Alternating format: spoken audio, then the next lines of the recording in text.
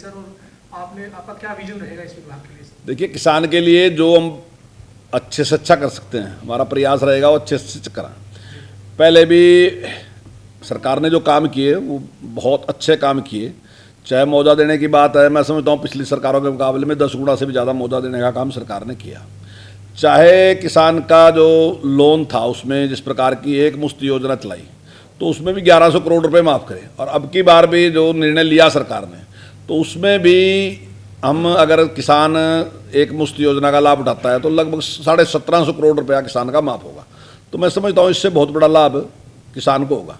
दूसरा बात ये है कि हम पूरा प्रयास करेंगे कि जो खरीद है वो सही समय पे और ठीक तरीके से वो खरीद हो, किसान को किसी प्रकार की भी समस्या ना आए, उसके लिए हम पूरा प्रयास करेंगे। सरसों और गेहूं की खरीद को लेकर मंडियों में क्या तैयारी होगी सर? क्योंकि कैबिनेट की आज पहली औपचारिक बैठक हुई है सर, मंत्रिमंडल विस्तार के और कार्यभार आवंटन के बाद, तो क्या चर्चा की गई? देखिए, मैंने पूरी तैयारी कर ली। 26 मार्च से सरसों की खरीद शुरू हो जाएगी और 1 अप्रैल से हम गेहूं की खरीद शुरू कर देंगे।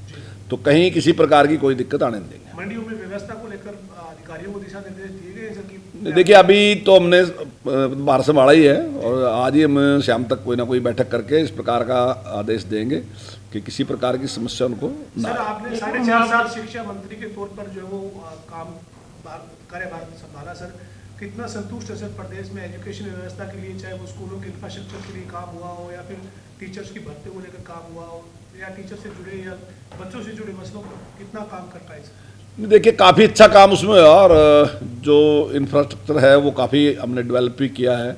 चाहे स्मार्ट क्लासरूम की बात है, चाहे स्मार्ट बोर्ड की बात है, चाहे टैब देने की बात है, चाहे सुपरटेंडेंट की बात है, तो जो भी हमने काम शुरू किए उसमें काफ़ी लाभ बच्चों को हुए भी हैं।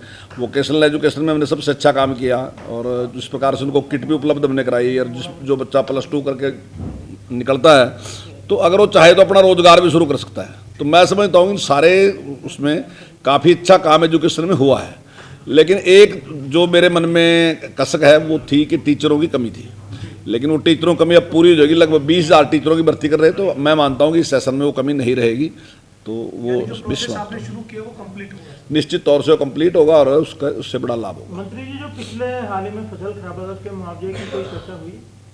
देखिए, जो फसल खराबा था उसकी गिरदावरी हो चुकी है और जहाँ भी नुकसान होगा उसकी भरपाई करेंगे। कब तक मतलब प्रायोरिटी? अभी मैं डेट तो नहीं आपको बता सकता, लेकिन जल्दी हम उसको करेंगे।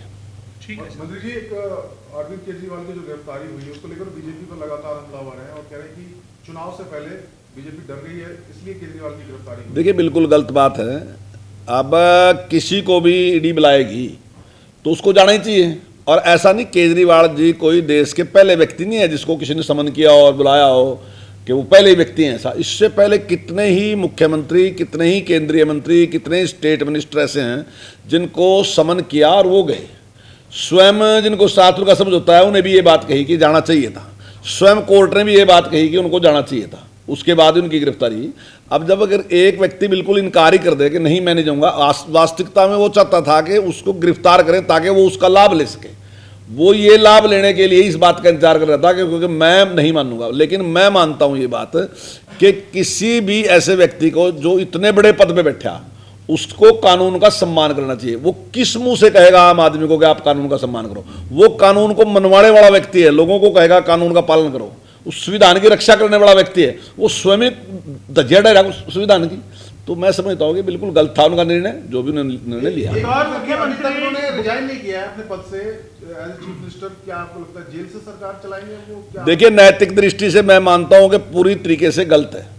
जो भी व्यक्ति जेल में है, अगर वो वहाँ से सरकार चलाने की कोई कल्पना करता है और अगर कानून का कोई पेंच निकाल के लाता है, और कोई विशेषज्ञ कहते हैं मैं नहीं जानता इसमें क्या है, लेकिन मैं मानता हूँ कि नैतिक दृष्टि से 100% गलत है।